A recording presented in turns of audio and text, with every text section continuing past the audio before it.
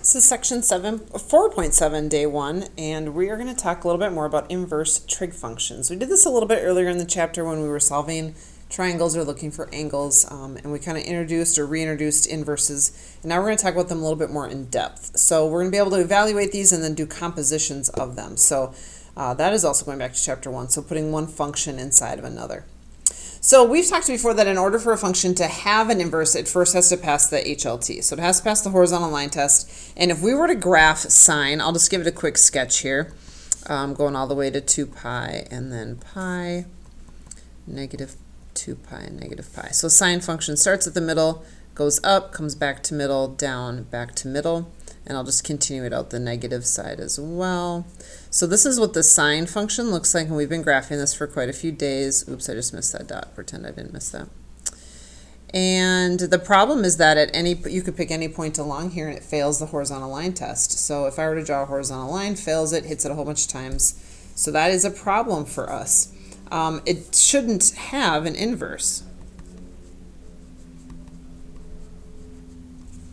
So what we decided in mathematics to do, because we don't like that, that's not very clean to us, we restrict the domain, so we restrict what we're going to look at from negative pi over 2 to pi over 2. So if I were just to restrict it from there to there, if that's all I could look at, then that function, then sine, would have an inverse. I could draw a horizontal line and I would only hit it once, so we'd be good to go. So if we restrict it, if we control how much of it we look at, then it has an inverse. And the same thing applies for cosine. We restrict that slightly differently because cosine's a slightly different graph than this. It's just shifted a little bit over. And we'll talk about that down here in the bottom in this table that I've made. But just to refresh your mind that if you see sine, you have the angle. You are going to, find, that was terrible, sides. This one, you have the sides.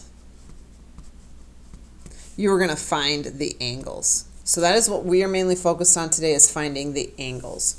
So we have our three trig functions, and when we think of their domain, they were all real numbers, and then the ranges went from -1 to 1. So that domain happened, you could pick anything you wanted, but you could only get out numbers from -1 to 1. In order to make it work for us, in order to make the inverse work, we have to restrict it a little bit, and if we do that, we are then going to end up flipping these, because remember, inverses kind of undo each other.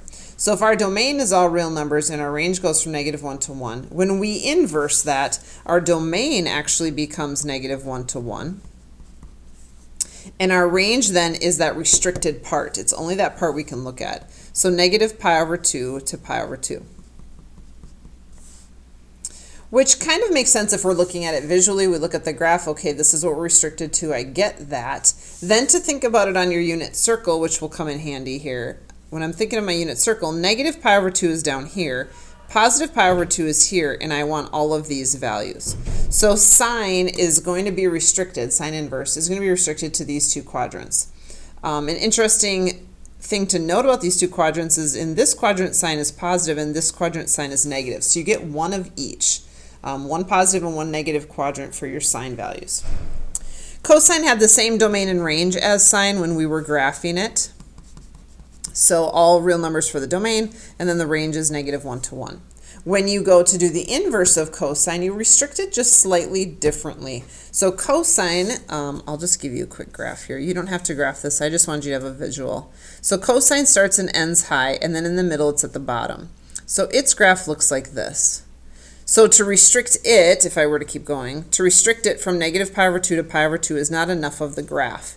We're actually going to restrict it from here to here. So we're going to go from 0 to pi.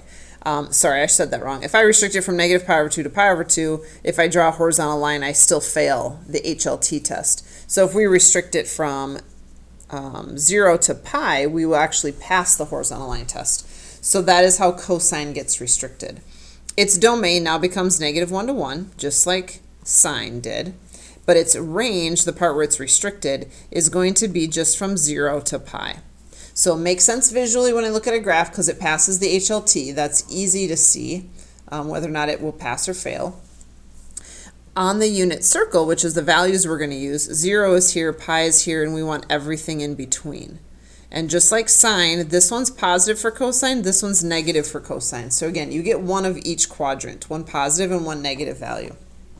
Now tangent we have not graphed. We decided to not graph those. They have a very different shape to them. So this part you're going to have to trust me on or go look it up.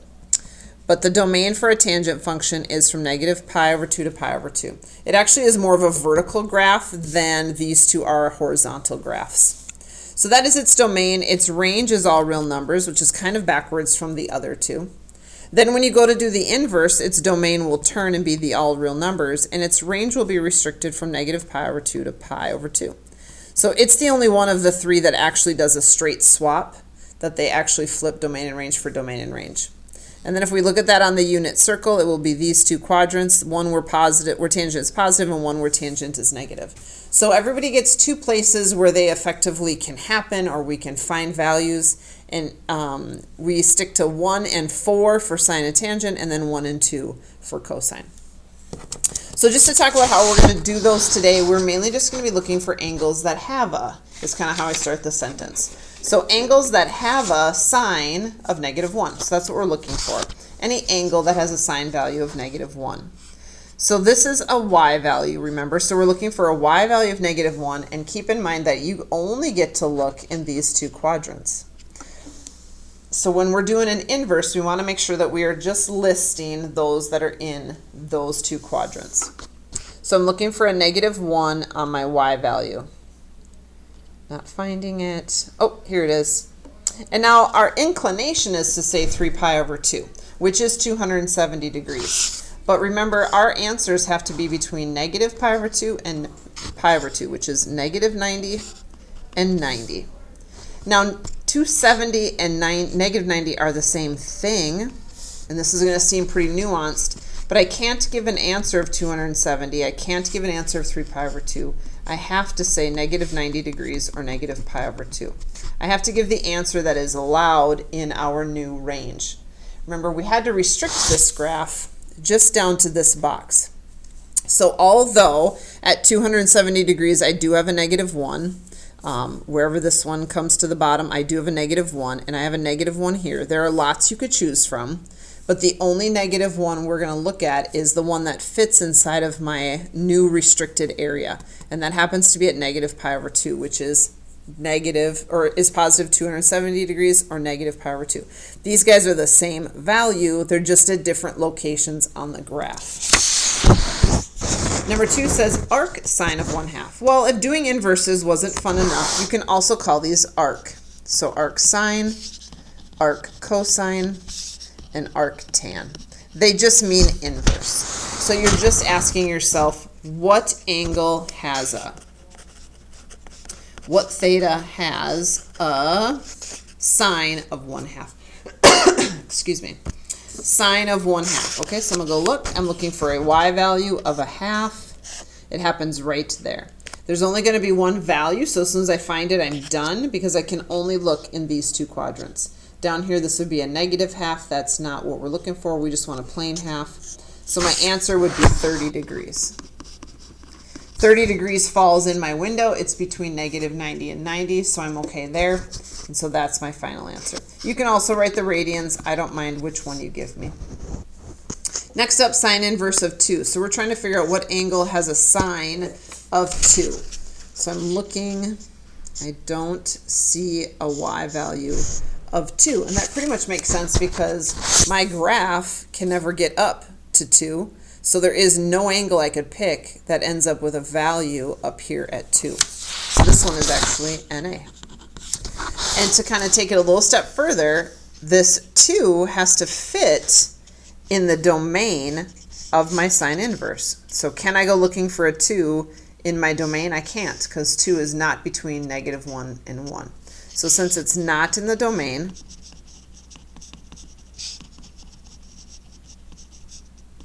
of sine inverse, we can't do it. Fourth one says let's do the cosine inverse of square root of 3 over 2. So we are looking for what angle has a cosine of square root of 3 over 2. Cosine, if you look up here, can only be in these two quadrants. So I'm going to cover these up. I'm looking for square root of 3 over 2 as an x value. Those are all negative. I'm positive, so this is the one I want. Pi over 6 or 30 degrees. Just check in real quick. I'm definitely in my 2 quadrants. That's the only places I looked. And my answer is from 0 to pi, so I'm good to go. Last one says, what angle has a tangent of -1? So hopefully on your unit circle you have filled in the tangents. We've done that in a previous lesson. Tangent can only happen in these 2 quadrants. I want it to be negative, so I already know I'm looking in quadrant 4. The only -1 I have is right here. Now you'd want to say 7 pi over 4, but that would not be in our range. So remember, every time we go around the circle, or we go in reverse and land at the same place, we get the same tangent value, they're just different angle measures, depending on which way you're going.